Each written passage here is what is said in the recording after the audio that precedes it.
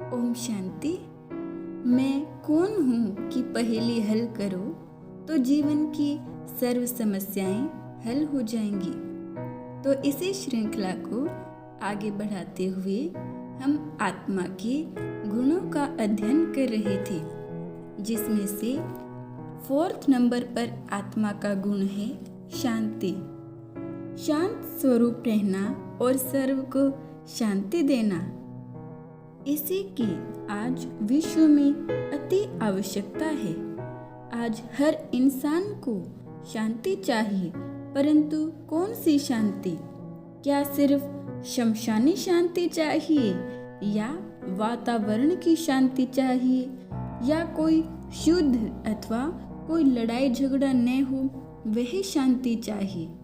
मनुष्य को कर्म करते हुए, जिम्मेवारियां निभाते हुए मन की सच्ची शांति चाहिए, जहाँ उसका मन प्रसन्नतापूर्ण शांति में रहे, जहाँ कोई तनाव या परेशानियां न हो। यही शांति चाहिए। तभी मनुष्य कहता है कि महल नहीं होगा, छोटा घर या झोपड़ी भी चलेगी, परंतु जीवन में शांति चाहिए। कहने का भाव यह है कि घर जीवन के लिए आवश्यक है, परंतु उससे भी अधिक आवश्यकता शांति की है। सबकी यही चाहना है कि विश्व में शांति आ जाए, परंतु यह शांति कोई विश्व शांति सम्मेलन कर लेने से प्राप्त नहीं होगी। आज विश्व में कोई शांति के लिए थोड़ा भी प्रयत्न करता है तो उसे नोबेल पुरस्कार से सम्मानित किया जाता है, लेकिन फिर भी दुनिया में शांति नहीं होती, क्योंकि विश्व शांति का आधार आत्मिक शांति है। प्रकृति भी शांत तब होगी जब आत्माओं में शांति की वृत्ति आए।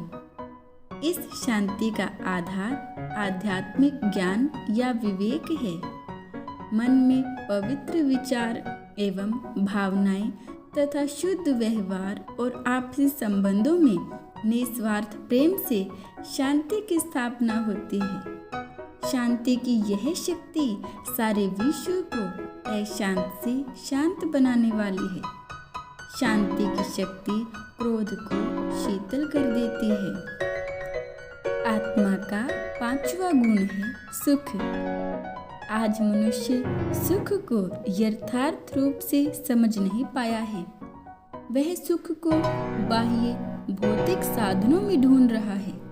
इस कारण सर्व सुख सुविधाओं के बीच होते हुए भी जीवन में सुख का अनुभव नहीं करता। किसी सुखद शैया पर भी चैन की नींद नहीं ले पाता। दुनिया में सच्चे सुख के लिए मनुष्य कितनी भागदौड़ और मेहनत करते हैं, लेकिन इस सुख के साथ कोई न कोई दुख भी मिला होगा।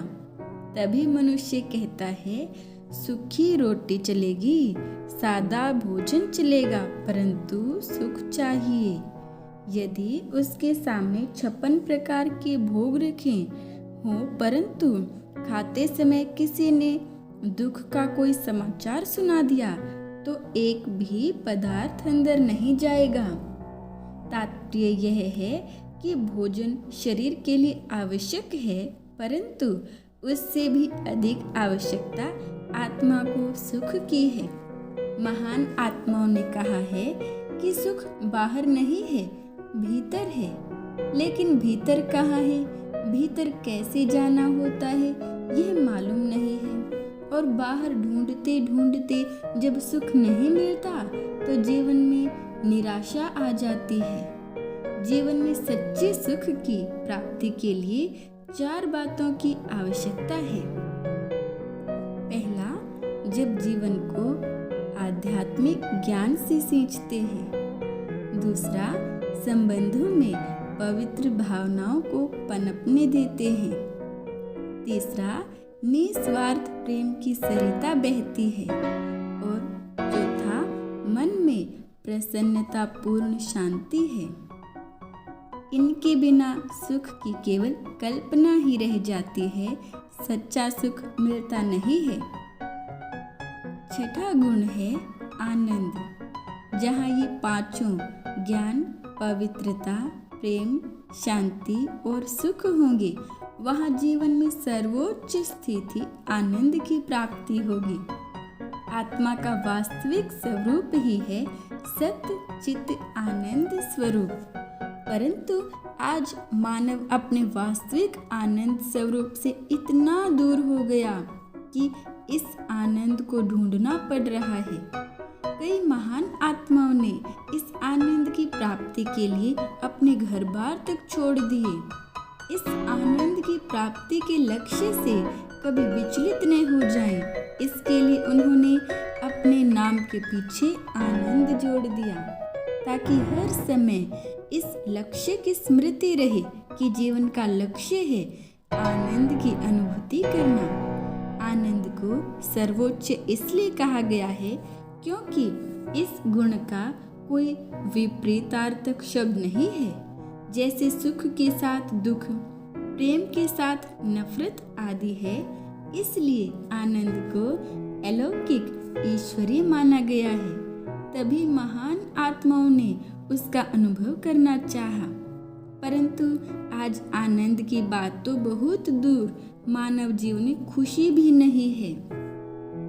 यह भी कैसे विडंबना है कि खुशी का अनुभव करने के लिए उसे हास्य क्लब से जुड़ना पड़ता है और बगीचों में जाकर हंसना पड़ता है। घर में वह हंस नहीं सकता, खुश नहीं रह सकता। घर में वह अगर खुश होता है या हंसता है तो घर वाले ही उसे पूछने लगते हैं कि क्या बात है, आज बड़े खुश लग रहे हो। कई बार व्यक्ति खुद ही सोचता है कि कहीं मेरी खुशी को किसी की नजर न लग जाए। सोचने की बात है, खुशी एक सकारात्मक ऊर्जा है, उसे नकारात्मक शक्ति नष्ट कैसे कर सकती है। इसी प्रकार आत्मा का 7वां गुण है शक्ति। जहाँ ये 6 गुण हैं, वहाँ मनुष्य अपने जीवन में शक्ति का अनुभव कर सकता है। परंतु आज आत्मशक्ति तो दूर, मनुष्य में आत्मविश्वास भी नहीं रहा। तभी वह ईश्वर से प्रार्थना करके शक्ति मांगता है कि इतनी शक्ति हमें देना दाता, मन का विश्वास कभी ना कम हो। वास्तव में ये 7 गुण आत्मा का सत्य स्वरूप हैं।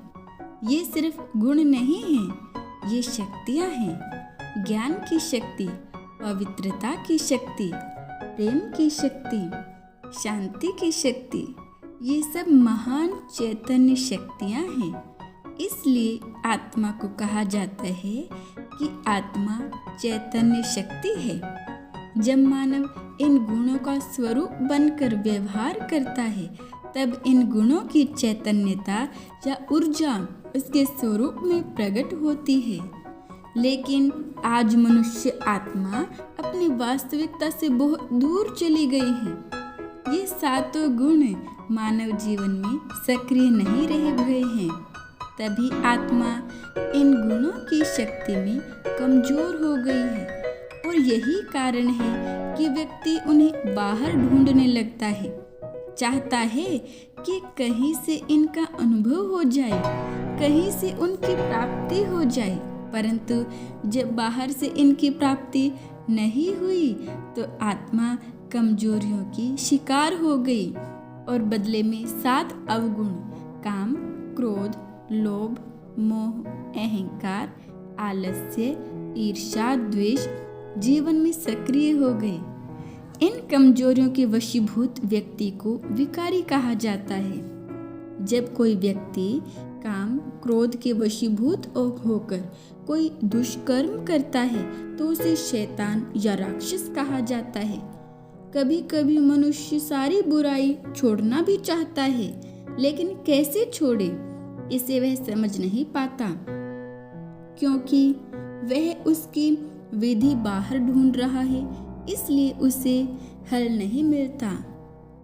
इस विषय में एक छोटी सी कहानी सुनते हैं।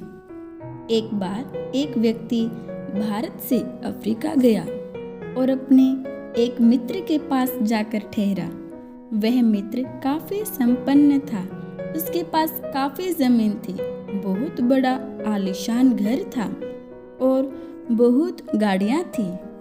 एक बड़ा सा फार्म हाउस था जिसमें उसने कई प्रकार के जानवर पाल रखे थे।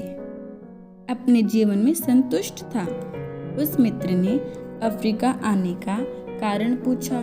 तब उस भारतीय ने बताया कि उसने सुना है कि अफ्रीका में हीरे की खानें हैं, इसलिए वह हीरों की खोज में आया है। अफ्रीका वाले मित्र ने पूछा, ये हीरे क्या होते हैं? तब उस भारतीय ने हीरे का वर्णन करते हुए कहा, उसके मूल्य के बारे में बताया और कहा, थोड़े से हीरे प्राप्त हो जाने से जीवन आराम से जी सकते हैं। अफ्रीका वाले मित्र के पास सब कुछ था परंतु हीरे नहीं थे। उसे लगा जरूर ये हीरे बहुत अमूल्य होंगे, तभी तो यह व्यक्ति इतनी दूर से इसकी खोज में यहाँ आया है। दूसरे दिन सुबह ही भारतीय ने वहां से विदाई ली और हीरे की खोज में चल निकला। परंतु वह अफ्रीका वाला व्यक्ति बेचैन हो गया और उसने सोचा, ये हीरे तो मेरे पास भी होने चाहिए, और उसने भी अपनी सारी मिल्कियत को बेचकर गाड़ी और पैसे लेकर हीरे की खोज में निकल पड़ा।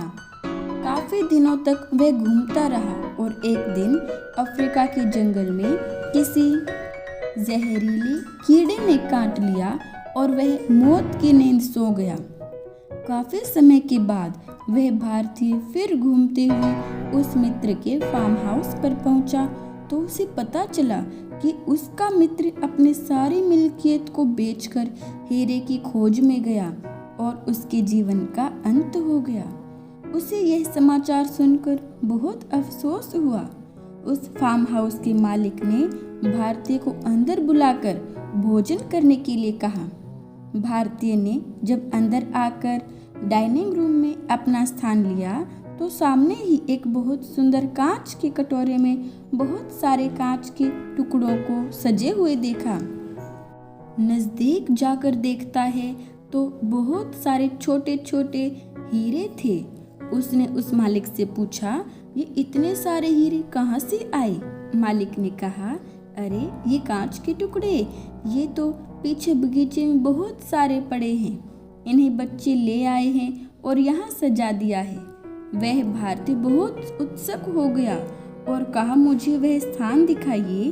जब पीछे जाकर देखा और खुदाई करवाई तो वहीं एक हीरे की खान प्राप्त हुई।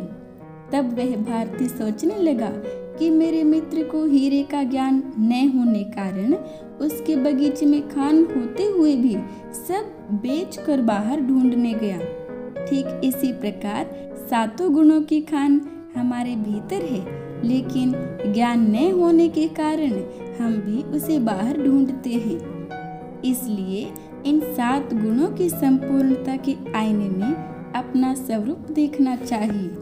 इन 7 गुणों के लिए गीता में भगवान ने कहा है, हे अर्जुन, स्वधर्म को देखकर भी तू भय करने योग्य नहीं। अर्थात ये 7 गुण ही आत्मा का स्वधर्म है। हर चीज का अपना गुण धर्म होता है। जैसे पानी का गुण धर्म है शीतलता, अग्नि का गुण धर्म है गर्मी। पानी को कितना भी उबाल लिया जाए और फिर अग्नि से उतार कर रख दिया जाए तो धीरे धीरे फिर से अपने शीतल गुण धर्म में आ जाता है। वैसे ही आत्मा का गुण धर्म या स्वधर्म यही 7 गुण हैं, और अवगुण पर धर्म है वह हमारा अपना नहीं है, पराया है, तभी तो वह परेशान करता है। इसी स्वधर्म में जब हम स्थित होते हैं तो हमें अच्छा लगता है, और जब हम अपने स्वधर्म से दूर चले जाते हैं तो हम असहज हो जाते हैं। कभी कोई यह नहीं कहेगा कि क्रोध करने के बाद मुझे अच्छा लगता है या नफरत करके अच्छा महसूस होता है। तभी तो इन कमजोरियों को विकृतियां कहा गया है। इन विकृतियों के कारण ही आज मनुष्य जीवन में दुख का अनुभव करता है।